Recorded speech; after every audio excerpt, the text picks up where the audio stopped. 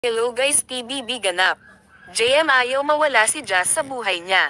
Rinig nga na sabi ni JM ayaw niyang mawala si Jazz sa buhay niya at ayaw daw niya na sinasaktan ito.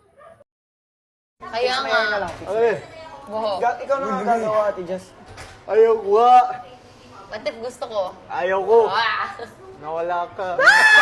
Makikita din na narinig ito ni Sofia sa gilid na para bang nagseselos dahil matapos niya na marinig ito agad siyang lumayo. Napansin din ito ni Dylan at Jeren na nagselos si Sofia sa mga sinasabi ni JM. Uy, natamaan si Ate Jess. Ay, ayusin na ang galaw. Okay lang. Oh. Excuse me. Ayoko na sasaktan si Jess. Ayoko na sasaktan si Jess, ha. Si Jess. Di mo nga talaga alam kung sino ba kay Sofia or Jazz ang gusto ni JM dahil sweet siya sa dalawang girls. Nakaraang araw lang ay sobrang dikit ni JM kay Sofia, parati silang naghahag at ang dami nilang sweet moments.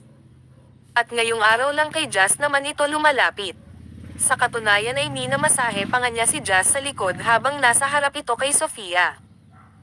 Abangan natin bukas kung ano ang magiging hantungan ng Jamefiang kasi bali-balita na aamin daw itong si Sofia kay JM na nagseselos siya dahil na-fall na nga ito.